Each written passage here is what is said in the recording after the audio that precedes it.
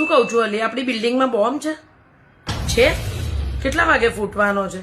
1:30 વાગ્યાનો ટાઈમ લખ્યો છે. ઓફો, તને પપ્પાએ ખોટી મને ઉતાવળ કરાઈ ન લી. એક ગાણ મેં ચકરીનો પાડી દીધો હતો. અને કોની ઓલાદો છે જે ટમેટા ને બટેકાની જેમ થેલીઓમાં બોમ્બ લઈને ફરે છે? એને મા બાપ કઈ કહેતા નથી નવરી નાઓને? હવે એની હોળીમાં આપણે તો હેરાન થવાનું.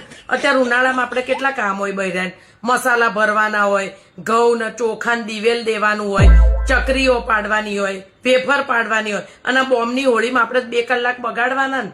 ત્યાર શું પોલીસ આવી ગઈ, લાઈ બંબો આવ્યો, પ્રેસ વાળા આયા, એમ્બ્યુલન્સ આવી, અલી બધા આવી ગયા. હાય હાય, તો મોટા પાયે લાગે છે. એ શું જોવા ત્યાં જાવ છો? બોમ્બ નો કલર આમ રો ને. અને એક તમારા ધણીથી હું કંટાળેલી છું. 1 નંબરનો મારા સાસુ જેવો પંચાતીઓ છે અલી. હમણાં કઈક થઈ જશે તો કાલે જ મેં લાલ લીલા કલરની સાડી લીધી છે. આમ રો. ઉમેશભાઈ જોયા બોમ્બ ફૂટવાનો જ, પણ એના સૂત્રી બોમ્બની વાએ ફરી ગયો છે. નમ્રતા નામમાં જાદુ તો છે ભાઈ. જોન પણ એના સોસાયટીની કે એના બૈરાની કોઈની બીક છે? કેવો એની આગળ પાછળ ફરે છે ઘેલ છપ્પાન જેમ.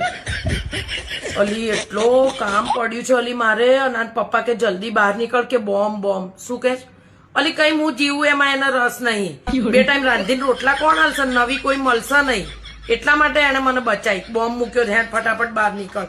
તું હું માને છે આમને? ત્યાર શું બીજું કહો. હું શું કહું? બોમ્બ મળ્યો નથી મળ્યો તો આપણી સાસુઓને છુટ્ટી મૂકી દો. માળિયામાંથી આવડી પીનાઈ હોધી આવે છે તો આવડો મોટો બોમ્બ તો આપણી સાસુઓ એમને હોધી આવશે. અને બોમ્બ કરતા વધારે ઘાતક આપણી સાસુઓ છે.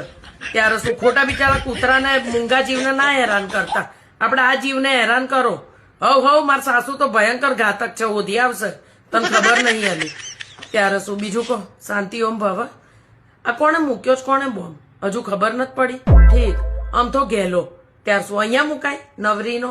અને અત્યારે આટલા બધા કામ મૂકીને બૈરાના કેટલા શ્રાપ લેવા.